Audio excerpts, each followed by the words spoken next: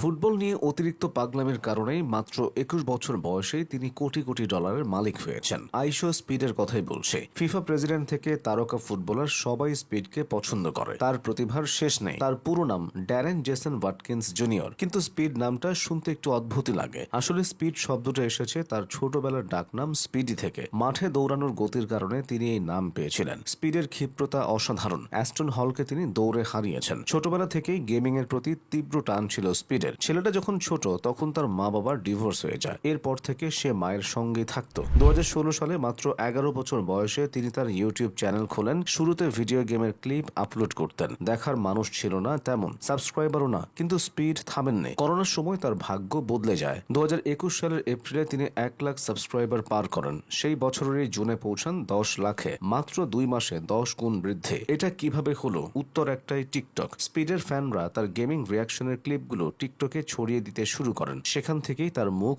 পরিচিত হয়ে ওঠে লাখো মানুষের কাছে। অদ্ভুত মুখভঙ্গি, চিৎকার, হাসি, রাগ, এই পাগলামি তাকে পরিচিতি এনে দেয়। তাছাড়া এই পৃথিবীতে যদি ক্রিস্টিয়ানো রোনালদোর একজন ভক্ত থাকেন, তিনি স্পিড। রোনালদোকে নিয়ে তার পাগলামি অন্য পর্যায়ের। স্পিড লাইভ স্ট্রিমের কারণে সবচেয়ে বেশি পরিচিত। ইন্দোনেশিয়ায় তার একটি লাইভ স্ট্রিমে একই সময়ে ১০ লাখের বেশি দর্শক ছিলেন, যা ইউটিউব ইতিহাসে বিরল একটি মাইল ফলক। ২০২৫ সালের জানুয়ারিতে দক্ষিণ আমেরিকা সফর করেন স্পিড। পেরুর রাজধানী লিমায় মেয়র তাকে ১ ঘন্টার জন্য সম্মানসূচক মেয়র ঘোষণা করেন এবং লিমার অ্যাম্বাসেডর খেতাব দেন। এরপর তিনি চীন ও মঙ্গোলিয়া সফর করেন। চীনা মিডিয়া সেই সফরের ব্যাপক প্রশংসা করে। অনেকের কাছে তার কাজকর্ম হাস্যকর মনে হতে পারে, তবে ফিফা, উয়েফার মতো বড় বড় সংস্থা জানে স্পিডের মূল্য কত বেশি। তাই তো ফিফা প্রেসিডেন্ট তাকে পাশে বসিয়ে মেসির খেলা দেখে। উয়েফা তাকে ব্যালন ডিওর অনুষ্ঠানে আমন্ত্রণ জানায়। বহু স্টার ফুটবলারের সঙ্গে স্পিডের ব্যক্তিগত যোগাযোগ আছে। ২০২৬ সালের জানুয়ারিতে স্পিড ডাজ আফ্রিকা নামের ট্যুরে বের হন স্পিড। সেই ট্যুরে নাইজেরিয়ার লাগোসে লাইভ স্ট্রিম করার সময় ২১তম জন্মদিনে তিনি ৫ কোটি ইউটিউব সাবস্ক্রাইবারের মাইল ফলক স্পর্শ করেছেন।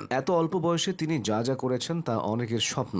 রেসলিং এর মাঠেও স্পিডকে দেখা গেছে। ২০২৫ সালের ১ ফেব্রুয়ারি WWE এর রয়্যাল রাম্বল ইভেন্টে প্রবেশ করেন স্পিড। আকিরা তোজাওয়ার বদলে সাবস্টিটিউট হিসেবে রিংয়ে নামেন এবং ওটিসকে এলিমিনেট করেন। স্পিড শুধু পাগলামির কারণে না, মানবিক কাজের কারণেও পরিচিত। ২০২৫ সালের ফেব্রুয়ারিতে তিনি কাতারের স্টেডিয়াম 974-এ ম্যাচ ফর হোপ 2025 চ্যারিটি ম্যাচে অংশ নেন। সেই ইভেন্টে $১,৭০,০০,০০০ বেশি অর্থ সংগ্রহ হয়। তুরস্ক সিরিয়ায় ভূমিকম্পে হাজারো মানুষ মারা যায়। স্পিড লাইভে এসে নিজের ব্যাংক অ্যাকাউন্ট খুলে $৫০,০০০ বেশি দান করেন। ভারত সফরে আসলে তিনি রাস্তায় একটি গরিব গৃহহীন পরিবার দেখেন। তিনি লাইভ বন্ধ না করে সেখানেই $১,০০০ দিয়ে দেন। শেষ করা যাক স্পিডের বেপরোয়া স্বভাব দিয়ে। তিনি লাইভে 2টো স্পিডিং গাড়ির উপর দিয়ে লাফ দেন, একটা ম্যাকলরেন, একটা ল্যাম্বরগিনি। গাড়ি হিট করলে কি হতো, সফল ল্যান্ডিং না হলে কি হতো, স্পিড সেসব ভাবেননি। তিনি এমনই। ২০২৮ অলিম্পিকে তাকে দেখা যাবে। তিনি ১০০ মিটার দৌড়ে অংশ নেবেন। ক্রিস্টিয়ানো রোনালদোর মতো স্পিড কি সফল অ্যাথলেট হতে পারবেন? তবে এন্টারটেইনার হিসেবে তিনি শতভাগ সফল। তার কারণেই ফুটবলের আমেজ ও উত্তেজনা টিকে আছে।